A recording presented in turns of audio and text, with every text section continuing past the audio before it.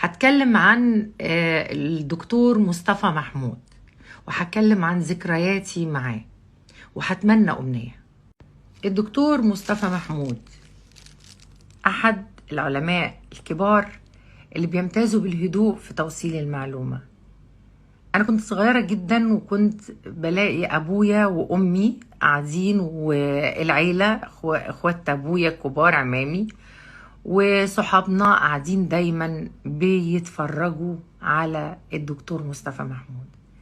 انا ما كنتش اعرفه، بس كنت بتضايق قوي من المزيكا اللي في الاول، لان ما كنتش واخده ومتعوده على اني اسمع النوع ده من الموسيقى، لانه كان بعيد مثلا عن ام كلثوم، عن موسيقى عبد الحليم حافظ، عن الحاجات عن حتى عدويه اللي كان وقتها ظهر. الدكتور مصطفى محمود لما كان يجي البرنامج بتاعه كنت اعمل نفسي نايمه مش عايزه اسمعه، لكن مع الوقت ومع الايام لقيت اهلي بيتابعوه، فقلت مره من المرات اقعد واتابع معاهم يمكن اتعلم حاجه. وفي مره من المرات لقيت الدكتور مصطفى محمود في ميعاده في البرنامج بتاعه، والدنيا هش هش قاعد بيتكلم عن النمل. اتكلم حلقه عن النمل، كنت ساعتها حاسة انه بيتكلم عن البني ادمين المشتتين، بيتكلم عن ناس مش حاسين بالمسؤولية، بيتكلم عن ناس او عن مش بس عن النمل كنملة ربنا حتى اهتم بيها في سورة من سور القرآن الكريم. بيتكلم عن الإهمال، وبيتكلم عن حاجات كتير.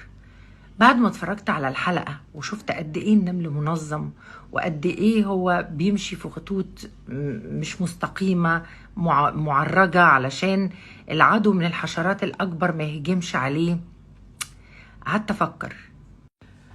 وقتها كان عندي حوالي 10 سنين، وما كنتش بحب اللغة العربية خالص، كنت دايما أجيب فيها درجات مش كويسة، وكنت دايما أبلة بوسينة مدرستي في مدرسة السوري الابتدائية كانت بتشتكي مني ان الإملة بتاعتي كمان دايما اجيب فيها 0. قررت يوميها بعد ما اتفرجت على حلقة النمل اللي كان بيتكلم فيها الدكتور مصطفى محمود اني امسك كتاب القراءة بتاعي، وكانت أبلة بوسينة كانت مديانة قطعة كان لازم نقعد نذاكرها عشان نتملاها. معلش سامحوني مش هقدر اقرا الاسماء.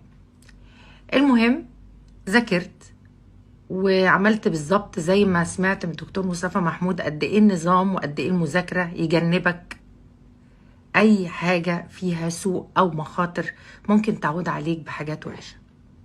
تاني يوم انا جبت 8 من 10.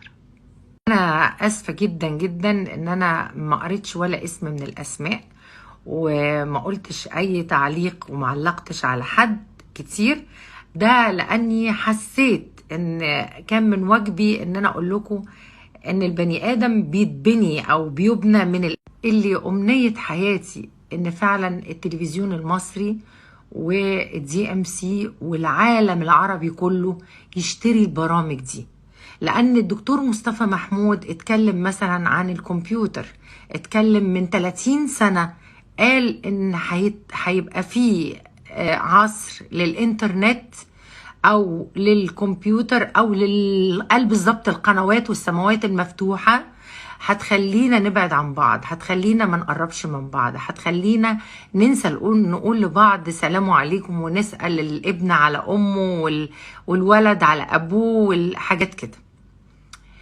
أنا عايزة أقول أنا بحبكم. أنا أسفة جدا إني ساعتها مدرستي ما صدقتش، قالت لي تعالي، طلعت على السبورة قالت لي اكتبي، قلت لها حاضر، فكتبت اول جملة فيها حرف غلط يعدي، تاني جملة صح، تالت جملة صح. قالت لي انا افتكرت غشيتي، انتي عملتي ايه؟ قلت لها اتفرجت على حلقة للدكتور مصطفى محمود. قالت لي مش عرفك بالدكتور مصطفى محمود؟